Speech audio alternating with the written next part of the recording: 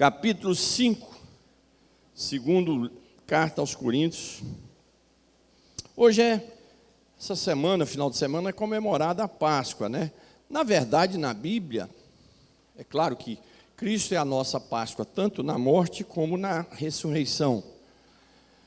Mas na Bíblia, a Páscoa mesmo é na sexta-feira, é no dia da morte de Jesus.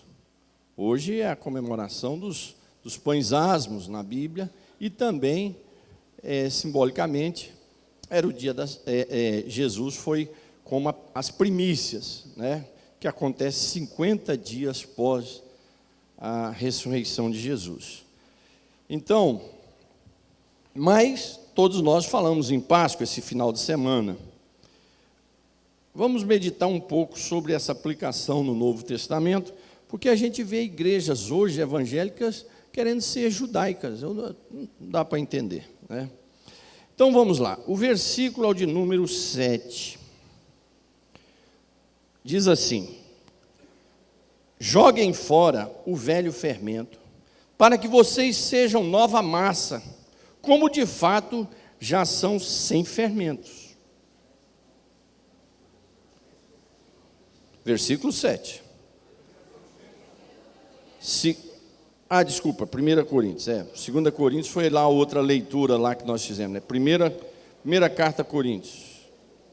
Desculpa. Primeira carta a Coríntios, capítulo 5. Primeira carta aos Coríntios, capítulo 5. Primeira carta aos Coríntios, capítulo 5. Acharam? Eu vou ler, depois vocês repitam. Verso 7. Joguem fora o velho fermento, para que vocês sejam nova massa, como, de fato, já são, sem fermento. Pois também Cristo, nosso Cordeiro Pascal, foi sacrificado. Vamos lá? 1, 2, 3.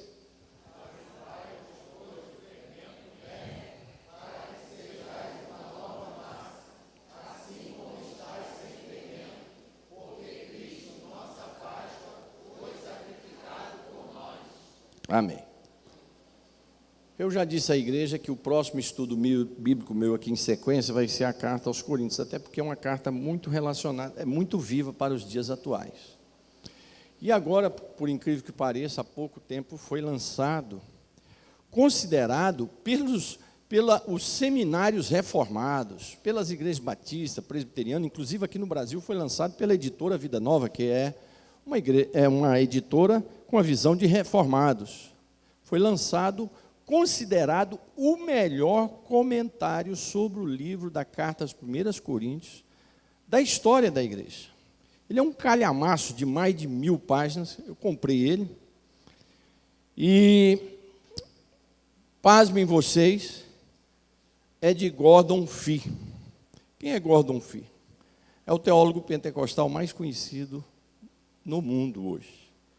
Então, o maior comentário do livro de 1 Carta aos Coríntios, hoje, o comentarista é um pentecostal da Assembleia de Deus, era da Assembleia de Deus, que ele morreu exatamente em outubro do ano passado, já com 88 anos. Mas está explodindo, os teólogos pentecostais estão explodindo assim, Amos Young, Greg Kinner e tantos outros no mundo estão explodindo. Mas esse foi o mais conhecido. E para vocês verem como é importante a meditação nessa carta. Essa carta foi escrita por Paulo, mais ou menos no ano de 56 depois de Cristo. E a palavra-chave nesse livro é divisão. Era uma igreja que havia muita briga, muita contenda entre os crentes, muita divisão entre os crentes. Para vocês terem uma base, a palavra-chave de um livro de 15 capítulos ou 16 é divisão. Olha que tristeza.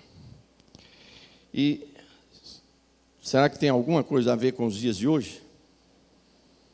E quem traz todos os assuntos para Paulo são obreiros de Paulo, né? E a igreja de Corinto estava cheia de divisões. um resumo aqui da carta, né? Paulo exortou os crentes de Corinto a permanecerem unidos por causa da sua devoção a Cristo. Muitos na igreja estavam essencialmente aprovando uma relação amoral, que eu vou falar daqui a pouco. A igreja, querendo demonstrar muito amor, estava aprovando uma imoralidade relacionada à prostituição e adultério dentro da igreja. Fora outras confusões, divisões, disputa entre pobres e ricos, a confusão. Disputa de liderança, não, eu pertenço a Paulo, não, eu sou de Apolo, não, eu gosto mais de Pedro, não, meu negócio é só com Jesus, totalmente confusão. Então ele organizou o livro de 1 Coríntios para responder às perguntas que os crentes de Coríntios tinham feito a ele, para exortá-lo sobre a maneira correta de lidar com a conduta imprópria e crenças errôneas que tinha sido previamente ali aceito. Veja bem, fora isso que eu falei para vocês, era uma igreja em que os crentes estavam entrando com ação e processo um contra o outro. Será que acontece isso hoje em dia? Crente entrando em ação um contra o outro, e ia para o fórum para receber resultado. E Paulo exorta sobre isso. Sobre divórcios e tantas outras coisas, imoralidades, idolatria e heresia. Tudo isso estava acontecendo ali. Então Paulo escreve essa carta. Mas eu quero meditar com vocês sobre esse tema, Cristo a nossa Páscoa. Mas é incrível que Paulo vai citar esse texto a partir de uma história esquisita. Vamos aqui, vamos ver o versículo, voltem ao versículo 7. Joguem fora o velho fermento. Já é estranho isso aí. O que é isso? Velho fermento. Para que vocês sejam nova massa. O que é isso? Massa? Como de fato já são, sem fermento. Ele está dizendo, não, vocês são sem fermento. É que Paulo batia e segurava. Pois também Cristo, nosso Cordeiro Pascal, foi santificado. Esse capítulo começa com uma história esquisitíssima. Para depois nós chegarmos aqui nesse versículo. E para você entender aqui essa questão. Por que Paulo diz que Cristo é o nosso Cordeiro Pascal? A história do capítulo 5 está se referindo a uma exortação que Paulo está determinando a exclusão de um homem que vivia em adultério com a sua madrasta. E a igreja estava permitindo isso, mesmo sabendo de toda essa sujeira. E quando tocavam no assunto, eles diziam, não, aqui nós somos ágapes, somos crentes do amor. Cada um se vira, vai cuidando cada um de si, que não precisa de disciplina. A Bíblia ensina disciplina, tanto no Antigo como no Novo Testamento. Jesus ensina sobre disciplina, Paulo ensina sobre disciplina na igreja.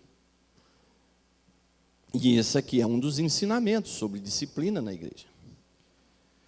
E a partir dessa história, Paulo faz uma comparação, ele usa dessa história para fazer uma comparação, uma metáfora, para chamar a atenção deles sobre Cristo como Cordeiro Pascal. Paulo diz, olha, o que vocês estão fazendo, vocês estão com um fermento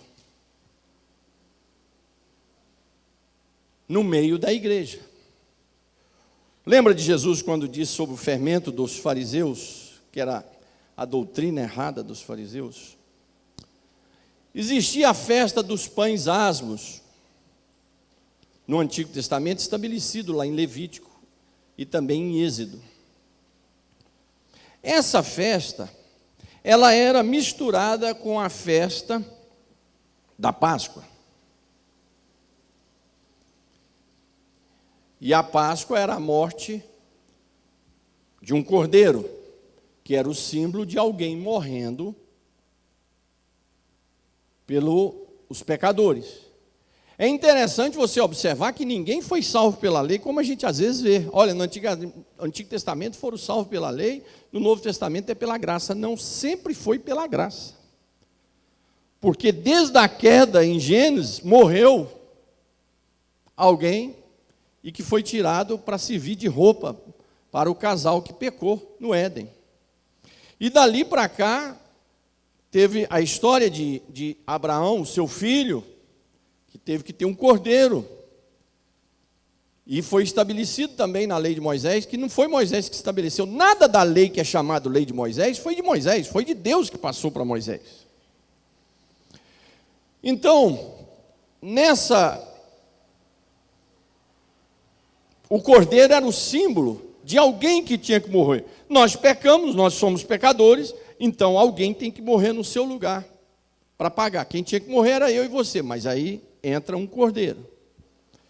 Era uma sombra do que ia vir ser com Cristo, o verdadeiro cordeiro.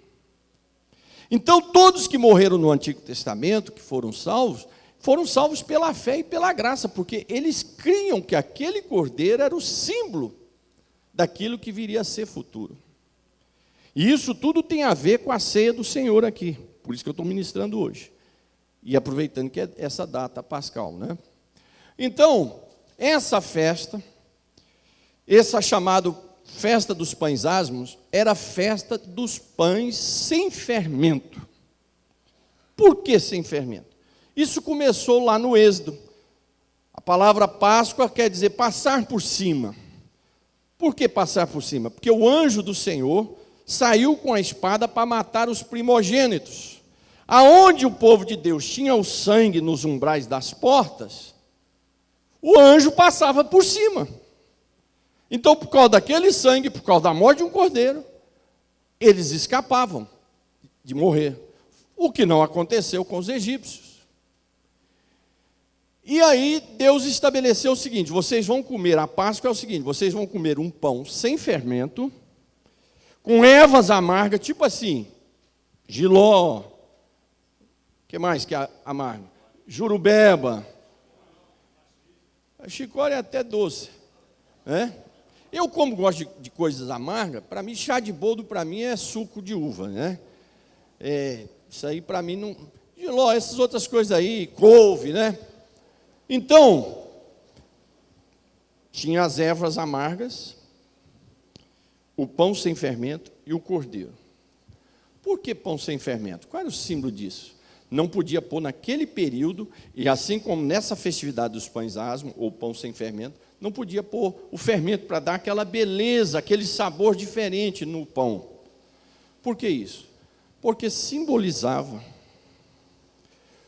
um momento de quebrantamento, de arrependimento. Comer aquelas ervas amargas, comer aquele pão que não era saboroso, era um símbolo espiritual de quebrantamento, de uma autorreflexão, de arrependimento, de sentir os seus pecados e tirar esses pecados para viver uma vida de santificação. E aí comia-se do cordeiro, que era você estar imbuído, aqui no nosso caso, de Cristo dentro de você. Então, era você estar imbuído da palavra de Deus, das coisas de Deus, da promessa de Deus dentro de você. Essa era a palavra para os judeus. Então, a partir daí, eles participaram disso. Isso era a Páscoa. Não tinha nada de doce de chocolate, nada disso. Eram ervas amargas, um cordeiro, sem tempero, e o pão sem fermento. Então, era uma comida que não era saborosa. Eu adoro cordeiro, a Maria Cláudia faz um cordeiro de arrebentar. Mas aí tem todo um tempero especial. Deixa 2 dias, tal. Uma série de coisas. Agora aqui não tinha tempero nenhum. Isso era a Páscoa. E a Páscoa simbolizava isso. Esse cordeiro morrendo no lugar do povo. Por isso que o povo não morreu junto com os egípcios. Porque a palavra Páscoa, entende-se que ela significa passar por cima. O anjo vinha, olhava com a espada na mão. Não, ali tem o sangue do cordeiro. Então, se tem o sangue do cordeiro, lá dentro tem um cordeiro. Então, eu passo por cima. Chegava numa casa, tinha uma porta que não tinha o sangue do cordeiro, entrava, morria o primogênito lá dentro. E aí era uma briga de Deus com os deuses egípcios. Por quê? Porque Deus tinha o seu primogênito, que era Cristo, e agora eles maltrataram Israel, que era considerado ali o primogênito. Agora chegou a época de Deus julgar. De tempo em tempo tem um juízo na Bíblia. Sodoma, dilúvio, as pragas no Egito, cativeiro babilônico, a queda de Jerusalém e outras tantas situações que já aconteceram no mundo e que até chegar aquele juízo que aí vai ser o arrasador. Mas isso tudo são avisos de Deus. Esses juízos temporários são avisos de Deus. Então, o que acontece? Paulo diz, olha, nesse pão de vocês aí, nessa massa de vocês, tem um fermento aí. Esse fermento era o pecado. Aqui Paulo está usando uma metáfora para dizer, esse fermento que faz essa massa, que faz esse pão, que ele está se referindo, essa massa, esse pão, seria a igreja de Corinto, os crentes de Corinto. Tem um fermento aí. Que fermento é esse? O pecado. E que pecado? Desse rapaz que vivia num caso com a sua madrasta. Na cara do seu pai, diante da igreja. Aquilo que William Barclay define como, lá no estudo sobre obras da carne, ele define a palavra lascívia como pecado sem vergonha. A palavra lascívia ele define lá no grego, no original, como o pecado sem vergonha. O que seria o pecado sem vergonha? Toda pessoa quando peca ou está fazendo alguma coisa errada, ele sempre faz à noite para ninguém ver. Ele vai, limpa as mãos, vem discretamente, se esconde. A lascívia é aquele que faz questão de mostrar que está pecando. Ele tem a cara de pau de mostrar que está fazendo a sujeira. É o que nós estamos vendo aí hoje. Ele tem prazer em ofender os outros, dizer do pecado que ele está fazendo. Então esse rapaz, além de tudo, era um lascivo. Então ele se transformou, Paulo nessa metáfora coloca ele como um fermento. Então ele está estragando o pão. E aí ele fala do cordeiro pascual. Então tem um pão e tem a Páscoa, que é o cordeiro, que é Cristo. Ele já está falando não para judeus, ele está falando para a igreja. E ele faz essa comparação. E aí ele diz, olha, mas não pode comer na Páscoa, não se come pão com fermento. É como se ele estivesse dizendo isso. Na Páscoa, para comer o cordeiro pascal, para fazer parte do cordeiro pascal, você tem que comer pão sem fermento. Então Paulo diz, tem um fermento aí, tem sujeira aí, tem pecado aí. É preciso pôr isso para fora. E Paulo vai usar um termo pesado, ele diz, põe para fora. E Paulo diz assim, entregue ele a Satanás. Então, quando a pessoa é excluída, ele é entregue a Satanás. Por que ele é entregue a Satanás? Essa palavra pesada. É porque o entendimento é o seguinte, que quando você, era como, como nos castelos antigos, nas cidades cercadas de muro, quando alguém era condenado, ele era colocado para fora dos portais da cidade, as portas eram fechadas, e ele ficava à disposição das feras, ele ficava à disposição dos inimigos e dos exércitos inimigos. Então, se ele era colocado para fora, ele não tinha mais nenhuma proteção, porque a proteção da cidade, do exército da cidade, das paredes, do portão da cidade. Então, Paulo, quando diz esse termo, está dizendo assim, quando você é excluído e perde a comunhão com Deus, você está sendo entregue ao inimigo. Por quê? Porque você é colocado para fora da casa de Deus e aí perdeu a proteção, perdeu a bênção, perdeu a segurança. E esse é o resultado, e ele vai ser excluído. Lá na outra carta, na segunda carta, Paulo vai tratar o caso e vai reconciliar ele. Né? Então, tire o fermento. E Paulo diz, tirando o fermento, Cristo é o nosso cordeiro. Não se pode comer pão com fermento junto com o cordeiro de Páscoa. Para se comer o cordeiro de Páscoa, para participar da Páscoa, tem que ser um pão sem fermento. Isso fala da ceia do Senhor. Fala de Jesus Cristo. Cristo é o nosso cordeiro agora. Por isso que a igreja, você não chega aqui toda semana e eu com os pastores estamos aqui sacrificando cordeiros. Não precisa mais, porque o cordeiro que é Cristo, prometido lá desde o Gênesis, ele veio e morreu. Então ele já morreu, eu e você agora estamos lavados no sangue do Senhor. Não precisa repetir mais isso. Mas para participar dessa comunhão, nós temos que tirar o fermento da velha massa.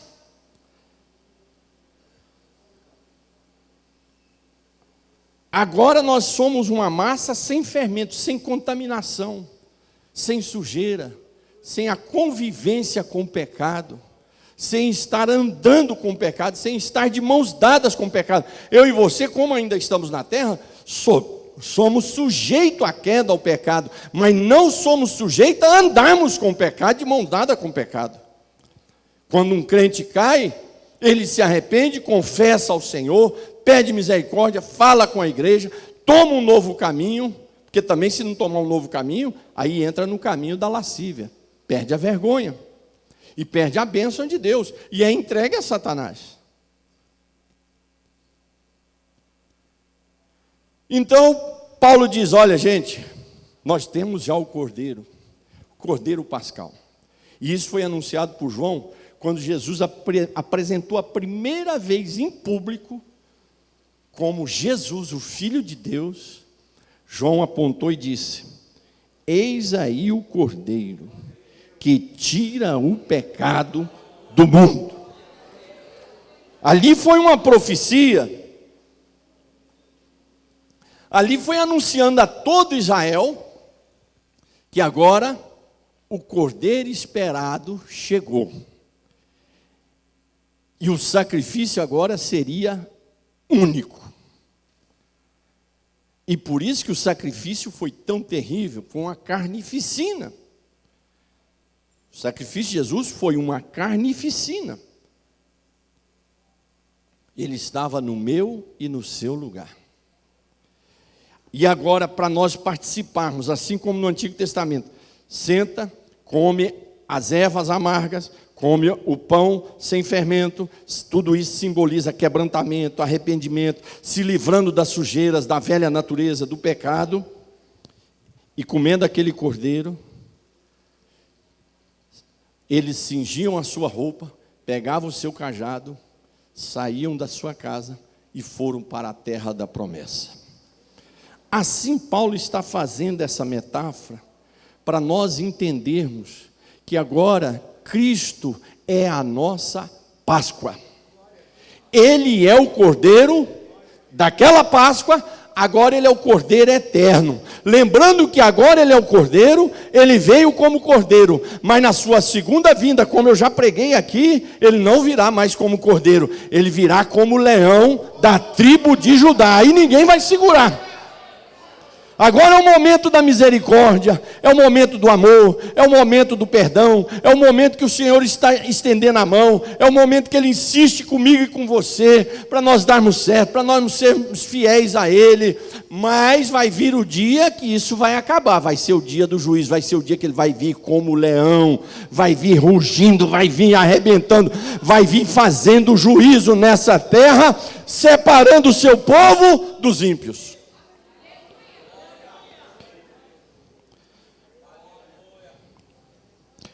Paulo diz, joguem fora o velho fermento.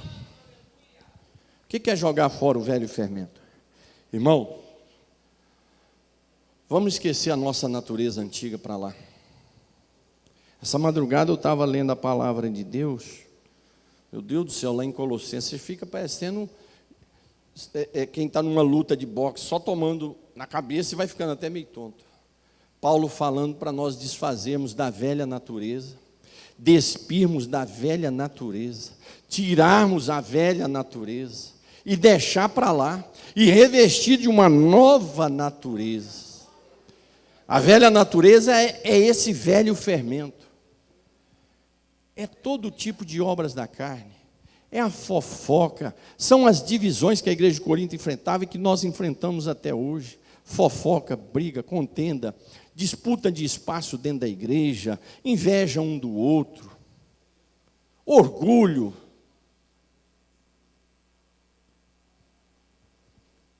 Paulo está dizendo, desfaça desse velho fermento, porque agora vocês vão participar, vocês pertencem ao Cordeiro Pascal, que é Cristo. Ele é a nossa Páscoa. Com Ele nós não vamos ficar fazendo sacrifício todo dia, não. Ele fez um sacrifício santo e puro. E aí Paulo está convidando a igreja de Coríntios para viver um novo momento, porque vocês agora são uma nova massa. Eu e você somos uma nova massa. O Senhor está fazendo de nós um novo pão, para estarmos junto com esse Cordeiro Pascal. E agora no Novo Testamento, não é um cordeiro morrendo lá e eu cá. Não, Cristo morreu de uma só vez, derramou o seu próprio sangue, nos comprou com o seu sangue, nos redimiu com o seu sangue, nos trouxe para sermos filhos de Deus. Agora eu e você temos a marca de filhos de Deus, temos o selo do Espírito Santo, temos a promessa da eternidade, temos a esperança da eternidade. E Cristo diz, eu sou o Cordeiro Pascal. Agora vocês vão comer da minha carne e beber do meu sangue. E ele estabelece isso na última ceia dele, que na verdade é a primeira. Nos textos está escrito a última ceia, né? As gráficas que colocam, última ceia de Jesus. Não, é a primeira, porque ele ali abriu a ceia. O que foi a última foi a Páscoa, mas a ceia mesmo é a primeira. Então hoje eu e você, quando participamos desse pão e participamos do cálice, nós estamos simbolicamente comendo da carne que Jesus entregou por nós, bebendo do sangue que Jesus entregou por nós. E quando eu como deste pão e bebo desse cálice, simbolicamente eu estou comendo o corpo e o sangue de Cristo. E qual é o símbolo disso?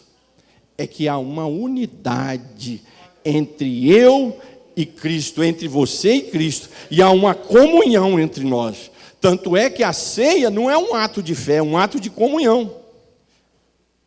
Você aceitar Jesus como Salvador é um ato de fé, mas a ceia do Senhor, você descer as águas é um ato de fé, mas a ceia do Senhor é um ato de comunhão. Comunhão com quem? Com Cristo, porque você come da sua carne, que é o pão, bebe do seu sangue, e quando você come dessa carne e bebe desse sangue, você tem vida, porque Jesus diz que quem não come desta carne, quem não come desse pão, quem não bebe desse sangue, quem não bebe desse cálice, não tem parte comigo, disse Jesus.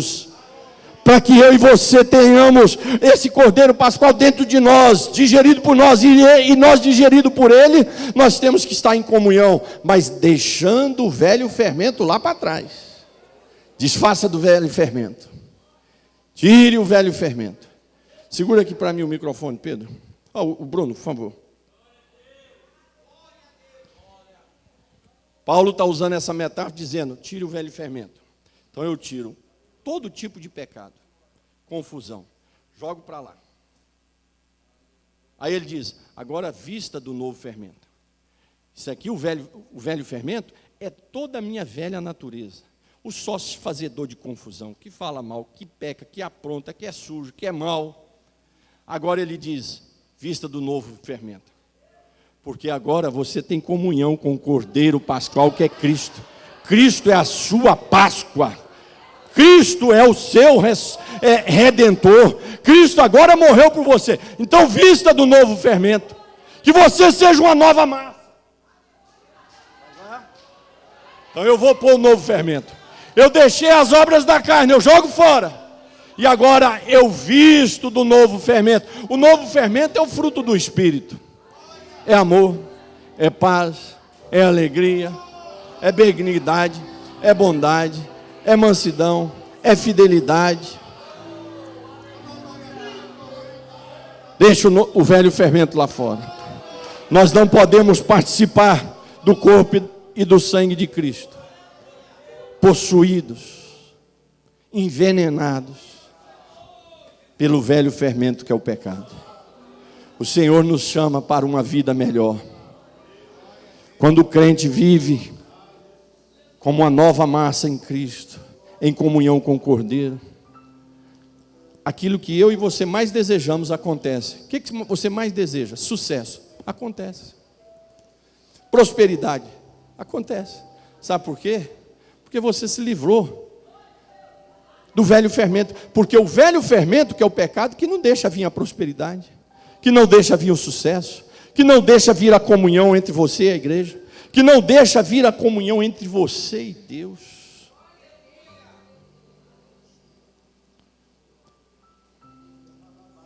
Quando você está revestido do novo fermento, fruto do Espírito, arrependimento, quebrantamento, lágrimas, choro, sentimento de que precisa de uma nova vida em Cristo, comer verdadeiramente, participar dessa Páscoa que é Cristo, o Senhor vai abrir as portas.